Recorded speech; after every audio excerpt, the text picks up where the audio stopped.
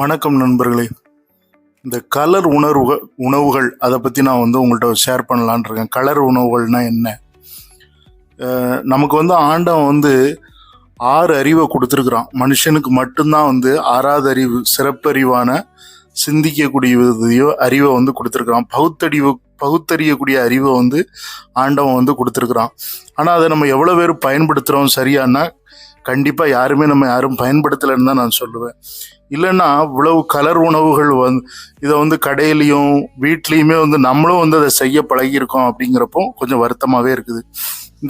இப்போ கொஞ்ச காலமாக நான் அதிகமான செய்தி டிவியில், வாட்ஸ்அப்பில், எல்லா சோசியல் மீடியாவிலையும் பார்க்கக்கூடிய ஒரு நிகழ்வு என்னென்னா, சிறு குழந்தைகள் இறக்குறாங்க.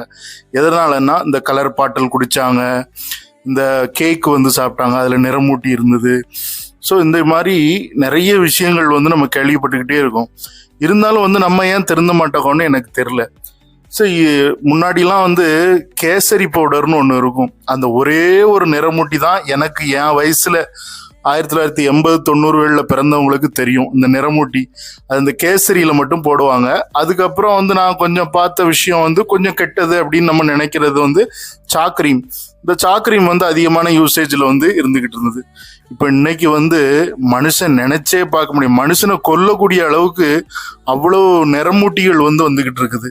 இந்த நிறமூட்டிகள் ஏன் அரசாங்கம் அதை தடை பண்ணாம இன்னும் மனுஷனுக்கு உயிரை கொல்லக்கூடிய அந்த நிறமூட்டிகள் வருதுன்னு எனக்கு தெரியல. அதே மாதிரி இல்லீகலா நிறைய விஷயங்கள் நடந்துகிட்டு தான் இருக்குது. இப்போ நீங்க மும்பை போன்ற நகரங்கள்ல நான் பார்த்துருக்கிறேன். ஒரு சின்ன சின்ன குடிசை தொழிலா எப்படி நடக்குன்னா, ஒரு பிராண்டடான ஒரு பொருள் இருக்குன்னா அதுக்கு டூப்ளிகேட் ரெடி பண்ணிடுறாங்க உடனே. அது எப்படிதான் முடியுதோ எல்லாம் ரெடி பண்ணி அந்த பேக்கெட்ல இருந்து, அந்த சீல்ல இருந்து, அந்த டேஸ்ட்ல இருந்து எல்லாம் கொண்டு வந்துடுறாங்க. அதுல கொஞ்சம் கலர்லாம் சேர்த்துடுறாங்க.